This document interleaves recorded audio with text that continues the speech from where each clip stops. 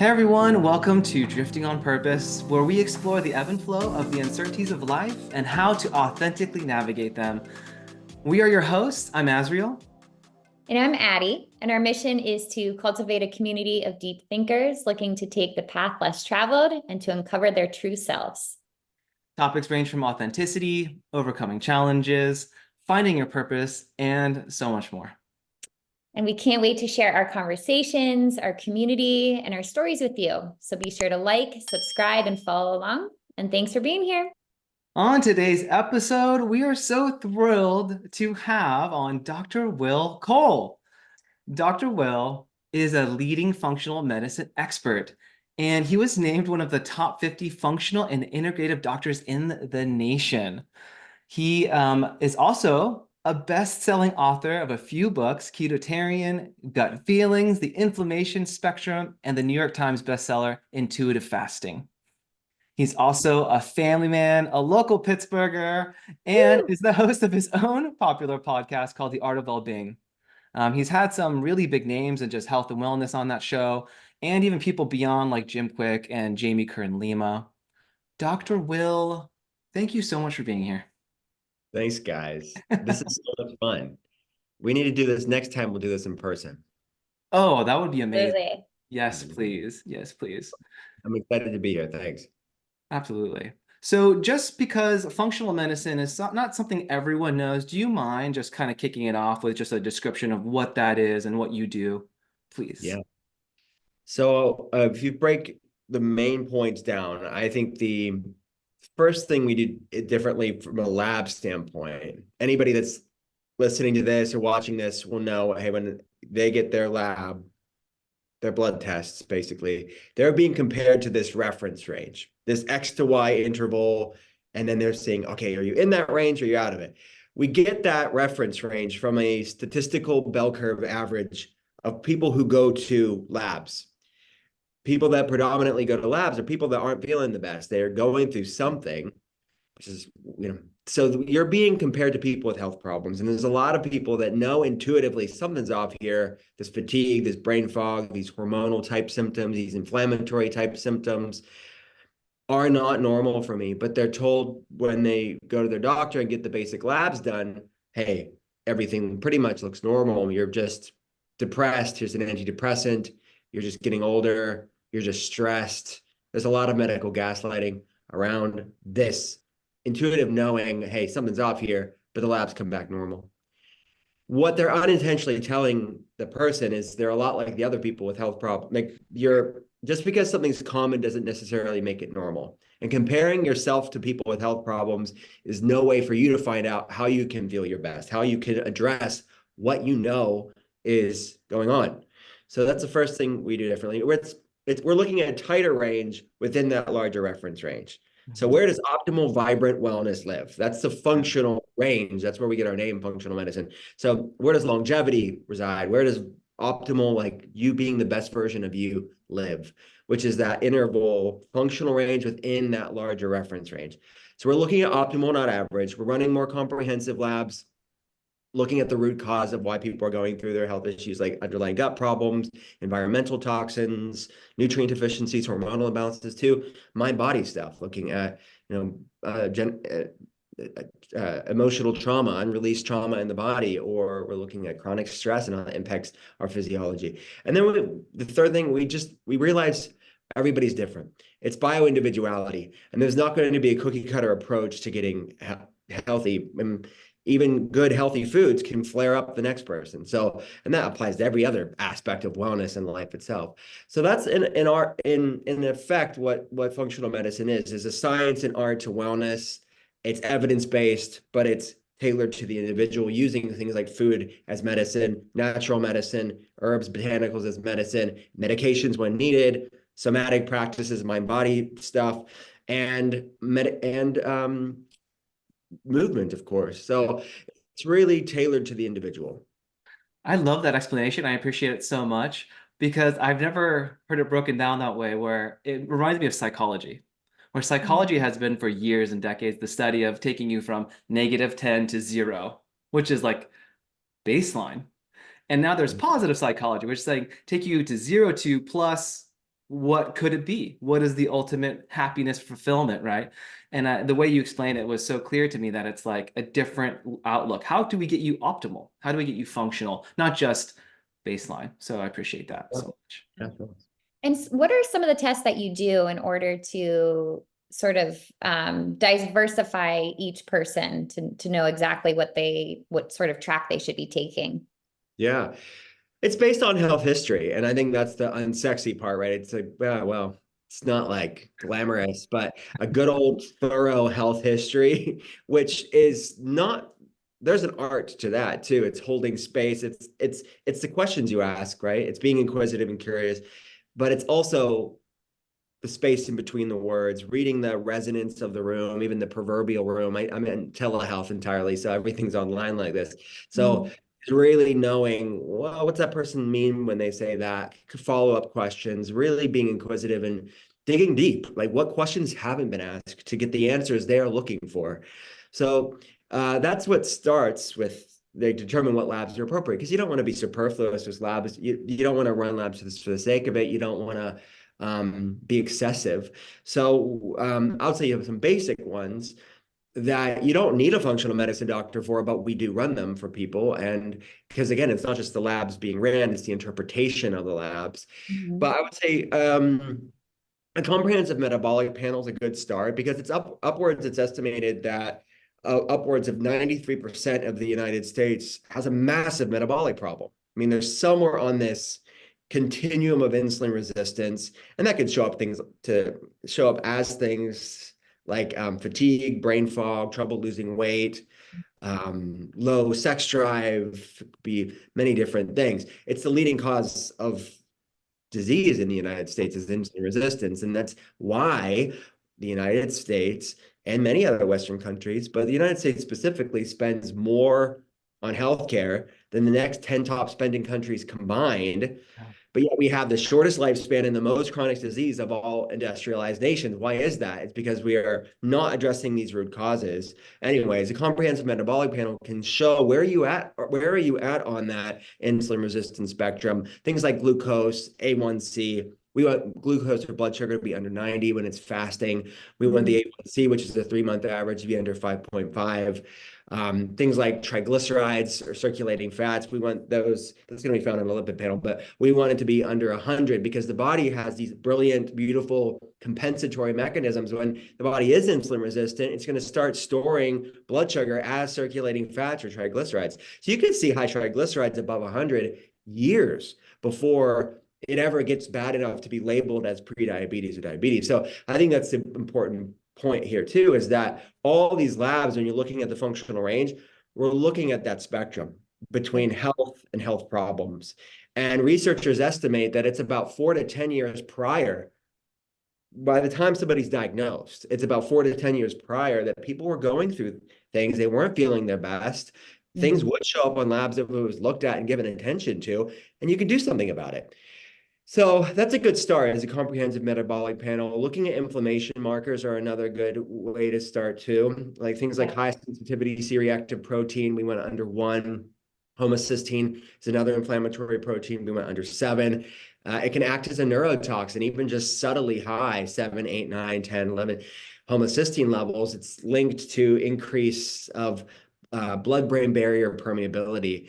And a lot of people that are going through mental health issues, that's a lot of my work, is educating people on the fact that mental health is not separate from physical health. Mental health is physical health, and looking at the underlying drivers of why somebody would have anxiety and depression and brain fog and fatigue. A lot of it has inflammation as at least a component to it. And we have to know what's causing the inflammation. So if you look at the inflammation, because it's implicated, but then what's causing it? And there's a lot of possibilities. So this is some starting points, and then we can get more granular, based on somebody's health history from there.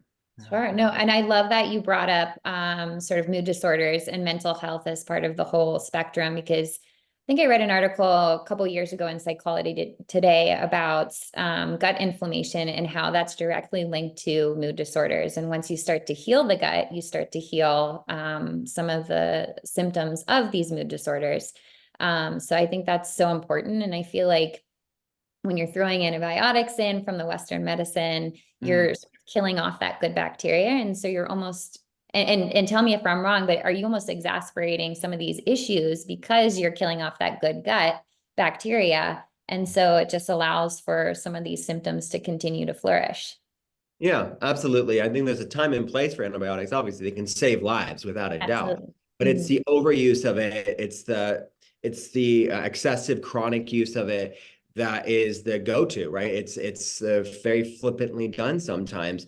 That's the problem because that can decimate the microbiome and have a lot of unintended consequences because your gut is a major part of your health. You mentioned the brain. I mean, you're right. I mean, the gut and brain are actually formed from the same fetal tissue. When babies are growing in their mother's womb, the gut and brain are formed from that same tissue, and they're inextricably linked for the rest of our lives through what's known in the research as the gut-brain axis, or the connection between the two. 95% of serotonin, our happy neurotransmitter, is made in the gut, stored in the gut. 50% of dopamine is made in the gut, stored in the gut. Researchers call the gut your second brain because of this reason.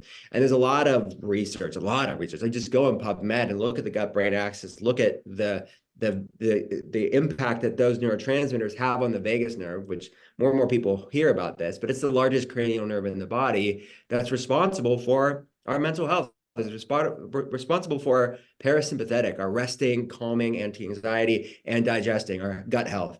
So yeah, it plays a massive role. And the topic of inflammation, you can't have a conversation about inflammation without looking at where the predominance of the inflammation resides, which is 75% of the immune system is in the gut. Inflammation is a product of the immune system. So yeah, it's huge. And that Hippocrates, all of this, right? Where science is catching up with antiquity. Hippocrates, the father of modern medicine, every doctor takes the Hippocratic oath. He said thousands of years ago in Greece, all disease begins in the gut. And now we just have fancy randomized control trials showing what he said. It's so interesting to me. And I love that more people are sort of hopping on this train, and not going, fully with just band-aiding it up with a pill or whatever. But, for somebody who's listening that maybe they're having gut problems, or is there anything that they can do to sort of help to heal that, from like a food standpoint or a movement standpoint? What would you recommend? Yeah, it's a few things. Um, you have to look at food, right? I mean, food's a major part of this. It's the foods we are eating and the foods we're not eating. Like what foods don't love your body back and what foods do. There's a lot of bioindividuality with that, right? I mean, as I mentioned earlier, but there's some low-hanging, more obvious like things that don't love a lot of humans' guts back. And I call them the inflammatory core four. You may not notice digestive symptoms with all of these issues, but they can be contributing to systemic inflammation, and they certainly aren't the most gut friendly. So first would be gluten-containing grains. Most people know that. It's like an expletive in the wellness world, the G word. Is it what we've done to gluten, or is it what we've done to wheat, or is it wheat itself? I think it's a complicated topic. I think it's more what we've done to it, and then we're over consuming it Mhm. because we've sprayed it with glyphosate, we've hybridized wheat, and then we refine it and we overconsume it. There's a lot of variables there. So like ancient grains that can have gluten in it, people tend to do better with those. Fermented grains like sourdough, Mhm. sprouted grains breaks down some of the lectins. So you can make a better for you version of gluten-containing grains. And that's why the context around these topics are important. But the standard wheat that most people are consuming is inflammatory to most people. Number two would be industrial seed oils, things like canola oil, vegetable oil, soybean oil. That's in most packaged foods in the United States. It's cheap. It can be rancid due to light and heat exposure, and it's Mhm. overconsumption. We need polyunsaturated fatty acids, which these industrial seed oils are, but they're not in their whole food form, and they're hyper or excessive in omega-6, which can be pro-inflammatory when someone's over-consuming them. So the modern Westerner is consuming not enough omega-3, long chain omega-3s, and too much omega-6. So that's pro-inflammatory. The next would be conventional dairy, like regular dairy from the grocery store. There are better for you versions, grass-fed, organic, full fat. A2 milk. The fermenting like yogurts, kefirs, and cheeses tend to make it more digestible because that fermentation breaks it down. But looking at dairy, and then of course added sugar. I mean, yeah, and most people know that it can really breed bacterial overgrowth, see some fungal overgrowth in the gut. It's obviously fueling the insulin resistance that I mentioned earlier from a metabolic standpoint. But even I would call out even the nicer sounding euphemisms, the greenwashing within the sugar labels, because it things like agave nectar, it sounds so beautiful, right? Someone's like breaking up an agave and Exotic. thank you very much. Pass me more. But it's not that, it's still sugar. It's high in fructose, and there's not fiber to blunt that fructose. So you're gonna have problems there. So looking at the inflammatory core four and its role in your gut health and inflammation as a whole, and then if I could add a +1, which doesn't have a nice rhyming sense, would be alcohol. Yeah. The healthiest amount of alcohol, according to the research, is none. So there's not like people bring the wine. Most of the studies are funded by the alcohol industry. Good for them. I mean, they did a wonderful PR campaign in the 90s and the 2000s, and people still cling to it, Mm. right? They still cling to it. And believe me, don't tell me about the resveratrol. You can get resveratrol in some fruits. You need to drink so much glasses of wine to get like the therapeutic level of resveratrol. No. So any health benefits of alcohol is despite the alcohol, not because of the alcohol.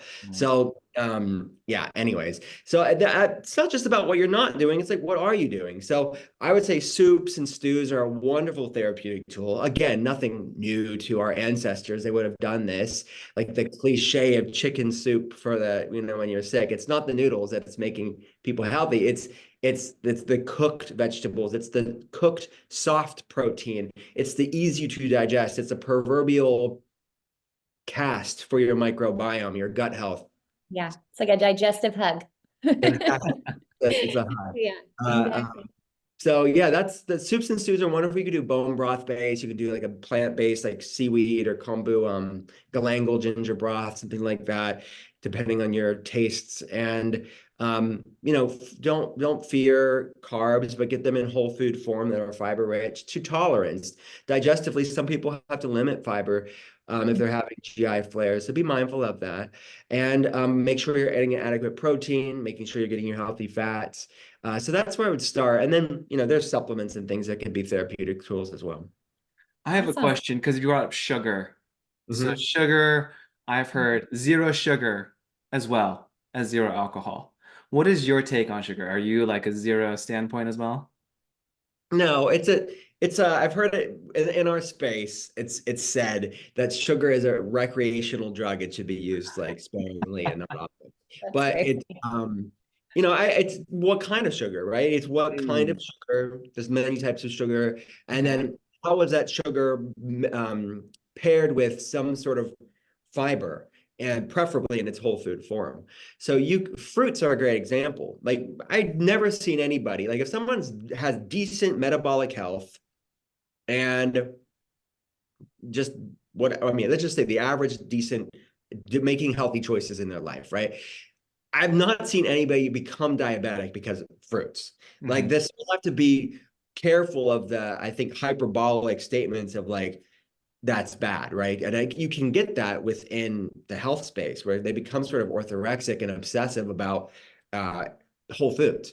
Now, there are certain people that should limit fruits if they are struggling with insulin resistance. It can Sure. spike blood sugar for some people. So I'm not saying copious amounts for everybody. You have to meet your body where it's at, but it's not fruit's fault. It's actually damaged by all those foods I talked about earlier. And fruit is just too rich of a food for your body right now. So let's heal your metabolism so you can bring back fruits and not fear fruits.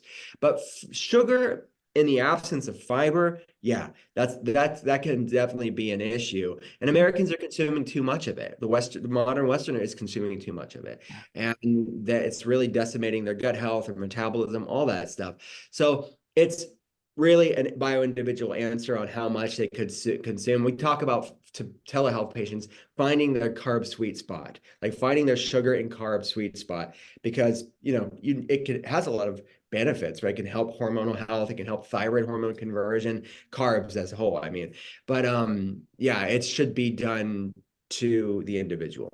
All right, well then tell me, one of my favorite snacks is semi-sweet chocolate chips and walnuts. And sometimes I'll throw it on yogurt, or I'll mix up peanut butter, I'll do something, but I love it's just like a satisfying crunch, sweet moment for me. You're going to get the fiber from the walnuts. Okay. Like a semi-sweet, you can get a good dark chocolate, cacao. I mean, that's medicinal food too. Yeah, but it has some sugar, which is fine.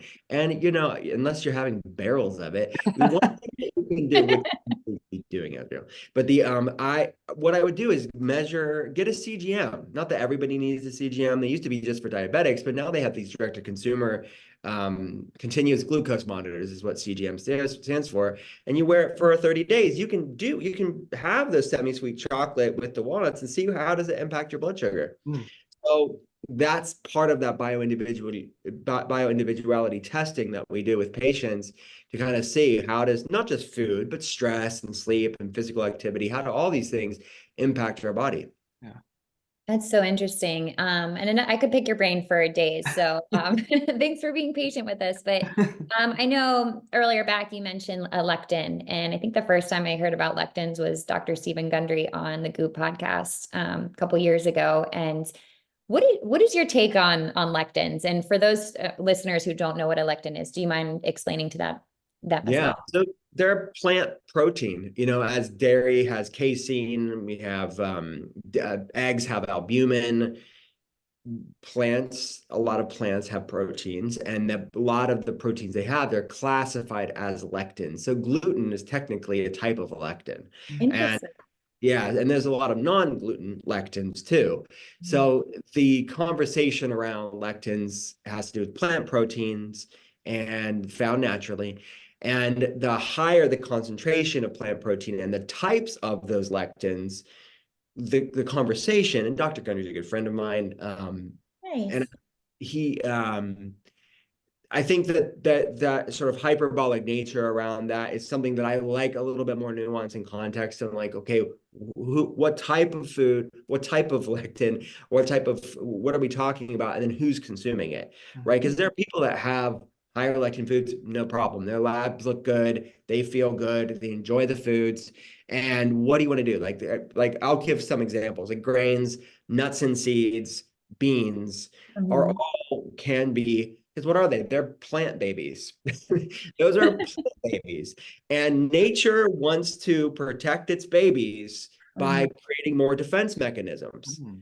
So all of those things I just mentioned, grains, nuts and seeds, beans, are all like they're like the nanny system, or not even that. It's like the protective system against those plant babies. So because the modern American microbiome, the modern American gut is really stressed out, it's stressing an already stressed out gut. Like your grandma was eating nuts and beans and was probably fine.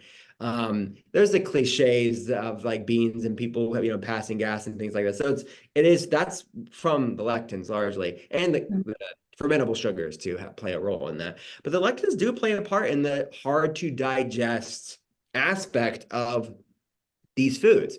So what does that mean? Does that mean everybody should avoid them? Well, properly preparing these in a traditional way can break some of those down, like soaking, sprouting, fermenting, pressure cooking, breaks a lot of that stuff down. But even the better for you versions of these, the sprouted, the pressure cooked, etc., some people still have problems with those.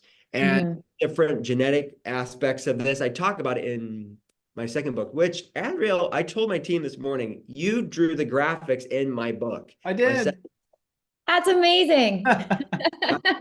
So Yeah. everyone get inflammation spectrum, because the graphics are, you need to like sign them and send them out to all your podcasts. Thanks for the shout out. Thanks for the shout out. Of course, of course. I told my entire team, because you're on the schedule today in between patients, and I said, this guy. Someone on the team had the Ketotarian sweatshirt that you also designed. So Really? Oh, let's go. the team wears them every week. Yeah. So, anyways, what was I talking about? Oh yeah, I talk about talk about in that book, the genetic variants. There's some endocannabinoid gene variants. The gut is rich with these CB1 receptors. Everybody hears the cannabinoid system with, CBD oil and marijuana and things like that. But it impacts inflammation levels in the body and our mood and lots of different things. And some people that have more lectin sensitivities have been found to have increased likelihood of having these different gene variants. And that's part of bioindividuality too. It's not just the epigenetic environmental stuff, it's also genetics. So yeah, everybody's different.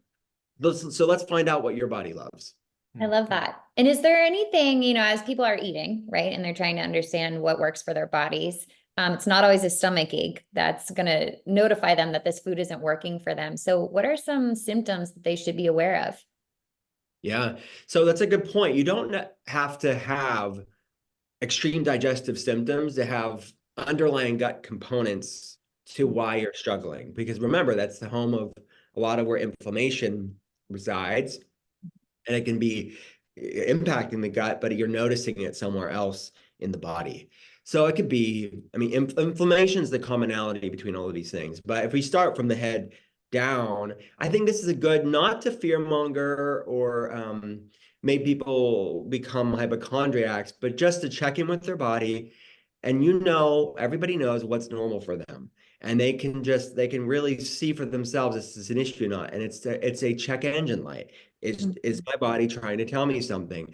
And you have to know what you're dealing with to do something about it. And these are all things you can support and optimize and reverse and heal and deal with. So it's not to put fear in anybody. So that's what I want to say here. But things like brain fog, fatigue, anxiety, depression in the brain, those are all signs. Those are all signs that there's some dysregulation going on.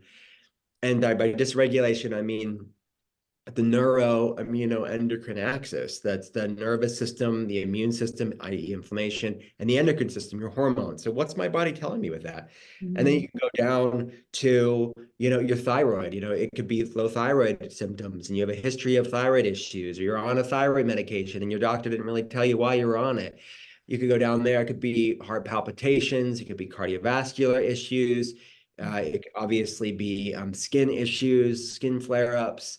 And then going down to your gut, of course, it could be digestive problems, and then musculoskeletal joint pain, tightness, things like that. So those are some common symptoms that people have. It's more far-reaching than that, of course, but those are some of the most common things that we see. Awesome. Very interesting. I'm so appreciative of your work. Just as a woman, I feel like women are sort of misdiagnosed with Western medicine more so than men. And a lot of these symptoms that you're describing are symptoms that sometimes we don't really always get the answers with traditional Western medicine. So always appreciative of your input, your time, the work that you're doing. It's incredible. And I know it's helped millions of people. And I'm just so excited that people are starting to open their eyes a little bit more with all this stuff. So thank you. Thank you so much for having me. Yeah. Absolutely. Yay. Thanks for catching us on another episode of Drifting on Purpose. Be sure to subscribe, like, and comment so we can continue to cultivate a community of deep thinkers. We'll see you next week. Thank you so much. Bye for now.